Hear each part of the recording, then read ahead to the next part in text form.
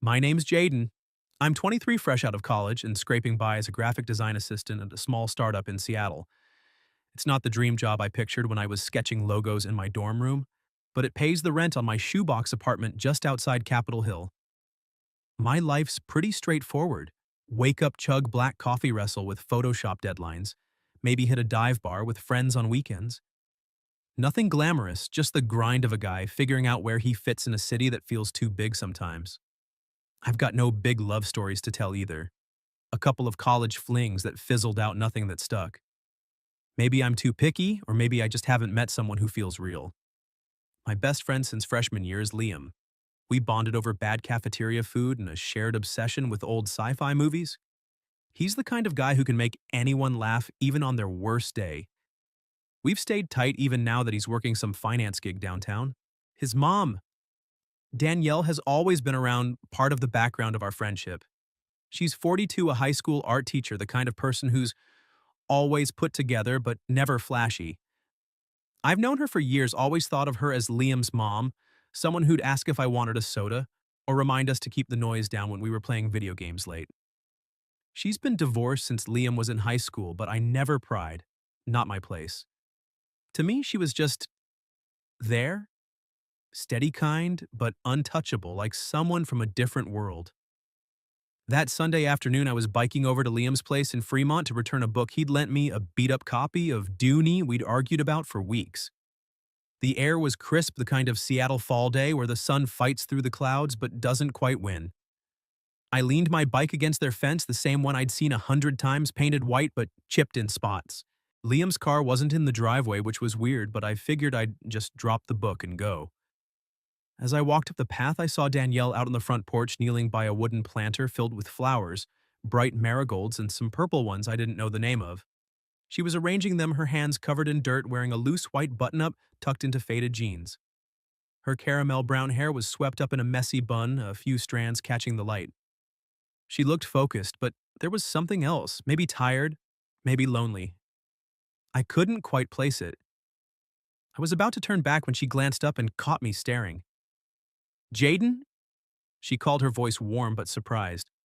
"Didn't expect to see you. Liam's out. I think he's at some work thing." "Oh," I said, holding up the book like it explained everything, just dropping this off. "I can come back." She stood brushing dirt off her hands and smiled. "No, don't go. You got a minute, I could use a favor." I shrugged, curious. "Sure, what's up?" She gestured to the flowers. "I just put these together, thought I'd take some pictures for my art class's Instagram. You know, inspire the kids. But I'm hopeless with a camera and there's no one around to help." She laughed, a little self-conscious. "You think you could snap a few?" I chuckled.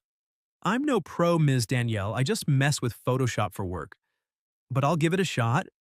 She waved off the formality. "Just Danielle, please. You're not one of my students."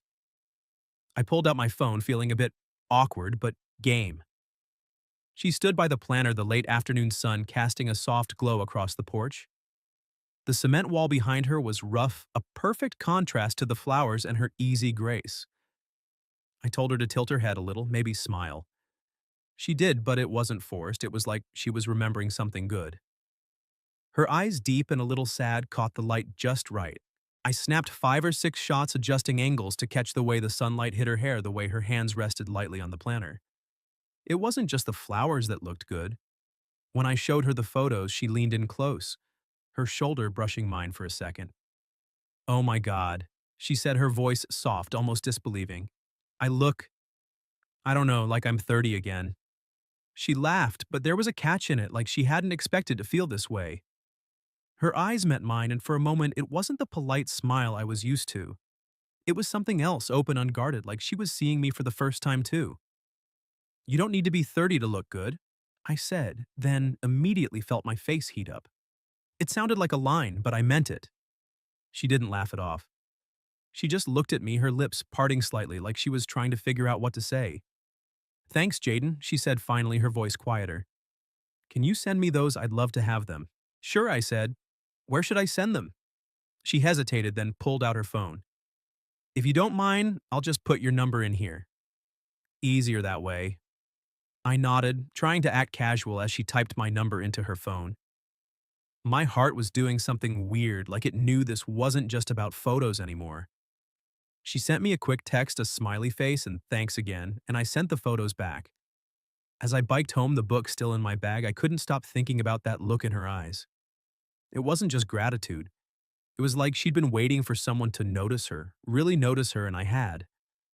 That night after biking home from Danielle's place, I couldn't shake the image of her standing by those flowers, the way her eyes softened when she saw the photos. I tossed Dune on my coffee table, the book I'd forgotten to return, and flopped onto my couch, scrolling through the shots I'd taken. I hadn't noticed before how the light caught the curve of her cheek or how her hand smudged with dirt looked so steady yet delicate. I told myself I was just proud of the photos, nothing more. But when my phone buzzed around 9 p.m., I nearly dropped it. It was Danielle. Her text was simple, but it hit like a curveball. "Thank you, Jaden. Those photos made this middle-aged lady feel like she can still turn a head or two." A winking emoji followed, which felt both playful and out of character for the woman I'd always known as Liam's mom. I stared at the screen, my thumbs hovering over the keyboard. What do you even say to that? I typed and deleted 3 different replies, each one sounding either too stiff or too flirty. Finally, I settled on, "You don't need magic to turn heads, Danielle. Just someone who knows how to see you." I hit send before I could overthink it, then spent the next 5 minutes wondering if I'd crossed a line. She was my best friend's mom, for God's sake. But when her reply came, a quick, "You're sweet. Good night, Jaden," my pulse didn't slow down for a while. Over the next couple of days, I kept expecting things to go back to normal. I'd drop off the book, say hi to Liam, and Danielle would just be Danielle again. But she texted the next morning asking if I'd edited the photos in Photoshop. I hadn't and told her so, which led to a back and forth about my design work. She asked about my favorite projects. I asked about her art classes. It was light, easy, nothing heavy. But it was also new. I wasn't used to talking to her without Liam in the picture. 3 days later, my phone lit up again. "Feel like grabbing a coffee? My treat for the photos," her message read. I blinked at it, surprised. Liam hadn't mentioned anything about meeting up, and she didn't say he'd be there. I hesitated, then replied, "Sure, I'm free tomorrow afternoon." Name the place. She picked a small cafe by Lake Union, a cozy spot, with wooden tables and a view of the water not far from her house. I told myself it was just a thank you, nothing more. The next day, I showed up at the cafe a few minutes early, wearing my usual jeans and a black hoodie, my hair still a mess from biking. The place smelled like roasted beans and fresh pastries, with soft jazz playing in the background, something old, maybe Ella Fitzgerald. Danielle was already there, sitting by the window with a ceramic mug in her hands. She wore a navy sweater and jeans, her hair loose, catching the gray Seattle light. She looked up as I walked in, and her smile was different. Not the polite one she'd always given me at Liam's house, but something warmer, like we were already friends. "Hey," I said, sliding into the chair across from her. "Didn't expect you to beat me here?" "I'm always early," she said, pushing a menu toward me. "Bad habit from teaching. Kids don't wait." She laughed, and I noticed the way her fingers traced the handle of her mug like she was nervous but trying not to show it. We ordered black coffee, for me a latte for her, and started talking. Not about Liam, which surprised me. She asked about my job, how I got into design, if I liked Seattle's rain or just tolerated it. I told her about my college days, how I'd stumbled into graphic design after failing at photography. She laughed, her eyes crinkling, and said, "Well, you're better at it than you think. Those pictures you took, they're not just good. They made me feel seen." I didn't know what to say to that. I just pointed and clicked, I mumbled, but she shook her head. "No, Jaden, you have an eye. You saw something I forgot was there." Her voice was quiet, and for a second I caught that sadness in her eyes again, the same one from the porch. She told me about her art classes, how her students once painted a whole mural of fruit that ended up looking like abstract blobs. One kid turned an apple into an orange, she said, laughing. I didn't have the heart to correct him. The conversation flowed like we'd been doing this forever. She talked about loving Jazz Miles. Davis was her favorite, and how she'd always wanted to travel to Paris to see real art galleries. I admitted I'd never been out of the States, but I'd sketched a few Parisian streets from photos for a project once. She leaned forward, genuinely curious, asking to see my work sometime. I promised I'd send her a few designs, feeling a little too eager. As we left the cafe, the sky was turning pink over Lake Union. She thanked me again, her hand brushing mine as she handed me the receipt she'd insisted on paying. This was nice, she said, her voice soft. Maybe we could do it again. A walk in the park if you're not too busy. Yeah, I said, my throat tighter than it should have been. I'd like that. I biked home the city, blurring past me, her words stuck in my head. You saw something I forgot was there. It wasn't just about the photos anymore. I knew that. And as I parked my bike and checked my phone, there was a new text from her. Thanks for today. You're good company. I didn't tell Liam about the coffee. I wasn't sure why. The coffee with Danielle lingered in my mind longer than it should have. I kept replaying the way she'd leaned forward at the cafe, her fingers tracing the rim of her mug, the way her laugh felt like it unlocked something in me. It wasn't just that she was Liam's mom, she was someone I was starting to see differently. Someone who made the gray Seattle days feel a little brighter. Over the next couple of weeks, our texts became a quiet routine. Nothing heavy, just small things. She'd send a photo of a painting her students made. I'd share a dumb meme about design clients. It felt easy, but there was an undercurrent, like we were both circling something we weren't ready to name. We started meeting up more, always under the guise of something casual. Coffee turned into walks around Green Lake Park where the paths were lined with trees just starting to turn red and gold. She'd point out little things, the way the light hit the water, or a dog chasing its tail, and I'd find myself watching her more than the scenery. Danielle had this way of talking, like every word was chosen carefully, but not forced. She told me about her love for jazz, how she'd sneak into clubs in her 20s to hear live music. I admitted I'd been listening to Miles Davis since our coffee trying to get it. She laughed, her eyes crinkling, and said, "You're trying too hard, Jaden. Just let it sink in." One afternoon, we ended up at her place helping her repaint an old wooden fence in her backyard. Liam was at work and the house was quiet except for the hum of a neighbor's lawnmower. She wore an old t-shirt and jeans, paint splattered on her hands, and we worked side by side brushing white paint over weathered wood. I teased her about her technique, how she kept missing spots. She flicked paint at me, laughing, and for a moment it felt like we were just two people, not a 23-year-old and his best friend's mom. "You're not as bad at this as I thought," she said, smirking. I grinned back. High praise from the art teacher. Things shifted one stormy evening about a month after the photos. My phone buzzed as thunder rolled through Seattle, the kind of rain that makes the city feel like it's underwater. It was Danielle, her voice shaky over the line.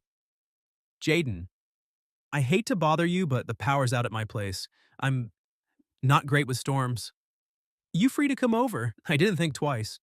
I grabbed a flashlight, a pack of candles from my kitchen drawer, and biked through the downpour, my hoodie soaked by the time I got to her house.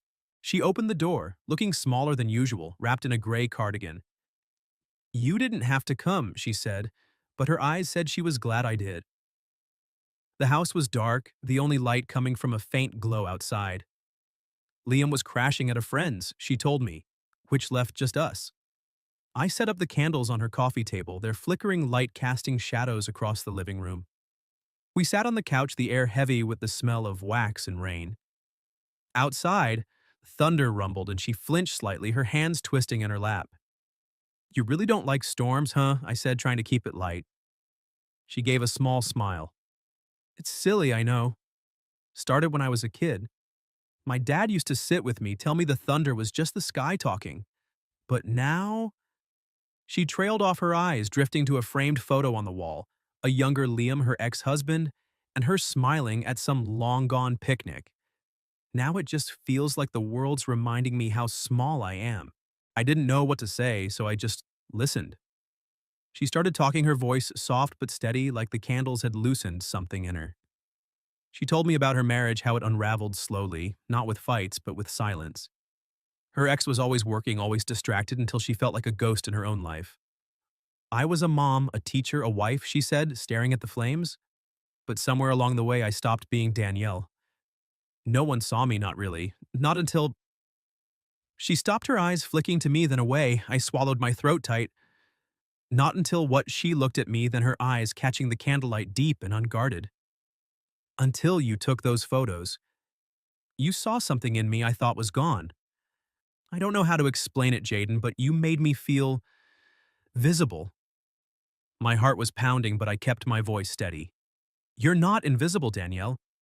You're I hesitated, searching for the right word. You're you, and that's enough.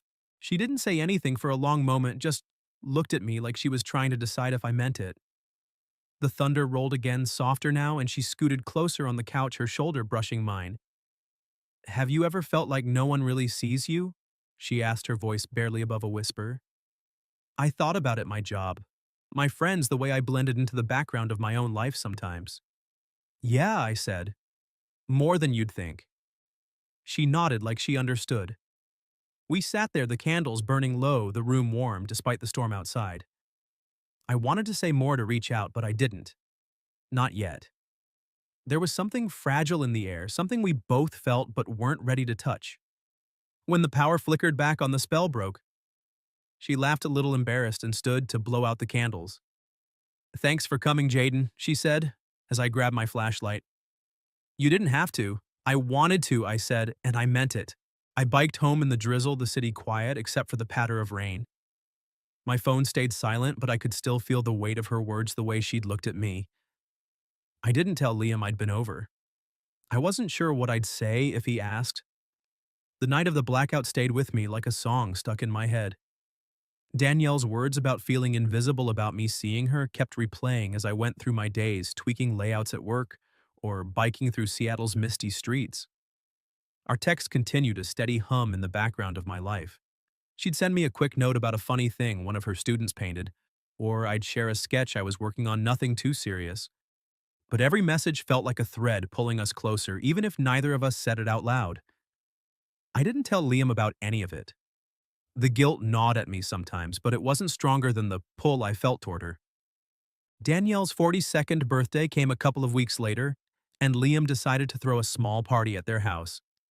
He texted me to come early to help set up, so I showed up with a six-pack of craft beer and a bag of streamers, feeling oddly nervous. The backyard was already strung with warm, yellow string lights, casting a soft glow over the wooden deck, and the same planter of marigolds I'd photographed months ago. Liam was in charge of the grill-flipping burgers and joking with a few of his coworkers who'd shown up. Danielle moved through the crowd, her hair loose and curling just past her shoulders, wearing a simple green dress that caught the light. She looked radiant, but I could see the faint tension in her smile, like she was playing the role of happy host while carrying something heavier underneath. I helped set up taping streamers to the deck railing and arranging plates on a folding table. Every now and then, I'd catch Danielle's eye across the yard, and she'd give me a small, private smile, not the one she gave everyone else, but the one from our coffee dates, our walks that night with the candles. It made my chest tight, like I was holding onto a secret too big for me. Liam didn't seem to notice, too busy arguing about the best way to grill a burger. The party was small, maybe a dozen people, mostly Liam's friends, and a couple of Danielle's colleagues from the school. There was laughter music from a Bluetooth speaker and the clink of beer bottles, but I felt like I was in a different world, watching her from the edges. As the evening wound down, people started to leave, and Liam got distracted, helping a friend jumpstart their car out front. I stayed behind to help clean up stacking plates and tossing empty cans into a recycling bin. The backyard was quiet now, just the hum of crickets and the soft glow of the string lights. Danielle was alone by the deck, holding a glass of wine, staring out at the dark outline of the trees. She looked different in that moment, less like the put-together teacher, more like someone carrying years of unspoken thoughts. I walked over, a trash bag in one hand, and said, "You okay? It's your big day. You're supposed to be smiling."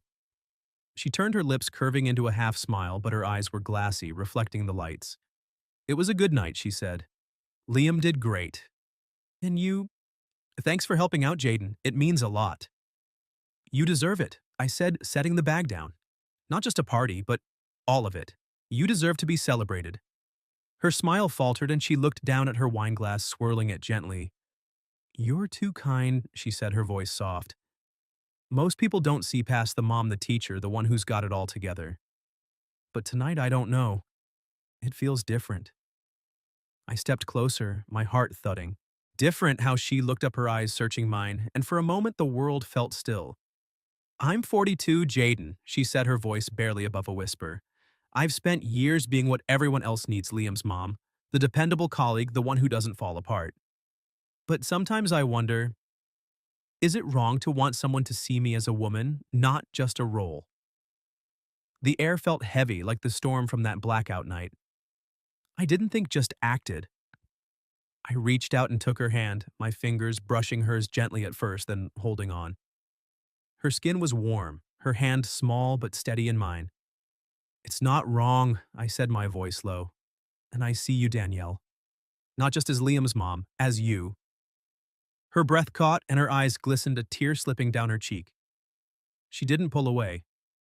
Instead, she squeezed my hand back, her thumb brushing over my knuckles, and we stood there, the lights casting long shadows across the grass. It wasn't a kiss, wasn't some movie moment, but it felt bigger than that. It was like we'd crossed a line neither of us could uncross and neither of us wanted to. "I shouldn't be saying this," she said, her voice trembling but not breaking. You're so young, Jaden. And Liam, I know I said my throat tight, but I'm here. And I'm not going anywhere unless you tell me to." She didn't answer, just held my hand tighter. Her eyes locked on mine. The sound of Liam's car starting up out front snapped us back. She let go, stepping back, wiping her cheek quickly. "We should finish cleaning," she said, her voice steady again, but her eyes still held that look, the one that said this wasn't over. I nodded, grabbing the trash bag, my heart still racing.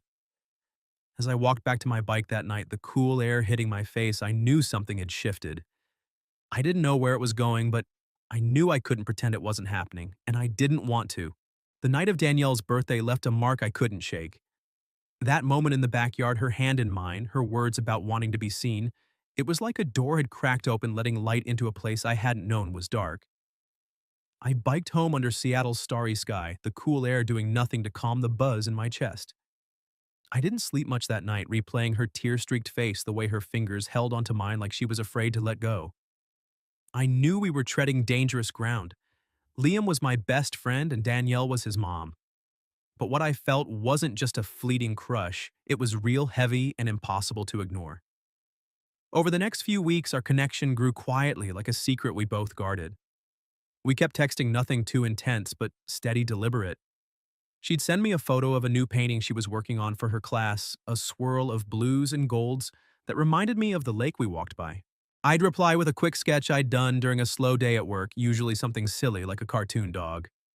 "You're wasting your talent on doodles," she'd text back, followed by a smiley face. It was our rhythm's small, private moments that felt like they belonged only to us. Liam didn't know, and I carried that guilt like a weight in my pocket, but it wasn't enough to make me stop. We met up when we could, always careful. A quick coffee at that same Lake Union Cafe, or a walk through the park when Liam was at work. Each time I learned more about her, not just the art teacher or Liam's mom, but Danielle. She told me about her dreams of opening a small gallery someday, how she'd saved sketches from her 20s in a box under her bed. I told her about my fear of getting stuck in a job that didn't mean anything, how I sometimes felt like I was just going through the motions. She listened, really listened, her eyes steady on mine, and it made me feel like I mattered in a way I hadn't before. One afternoon, about a month after her birthday, my phone lit up with a text from her. "Still got that photo I took of you as my lock screen," it read. "Makes me smile every time I see it." I stared at the message, my heart doing that thing again, like it was trying to climb out of my chest. I typed back, "If you want a new one, I've still got my phone and plenty of time." A minute later, she replied with a single heart sticker. No words, just that. It was enough to keep me up that night wondering what we were doing, where this could possibly go. We hadn't defined anything, hadn't crossed any lines beyond that hand-holding in the backyard, but the air between us was different now, charged with something unspoken.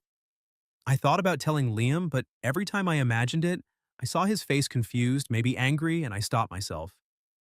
Danielle and I never talked about going public either. It was like we both knew it wasn't time, not yet. Maybe we were scared of what it would mean, what it would break. One evening, I was at my apartment working on a freelance logo design when she texted again. "Free tomorrow. There's a new jazz club downtown. Thought we could check it out." I said yes without hesitating, and the next night we sat in a dimly lit booth listening to a saxophone hum through the room. She wore a black dress, simple but elegant, and I caught myself staring at the way her fingers tapped the table to the rhythm.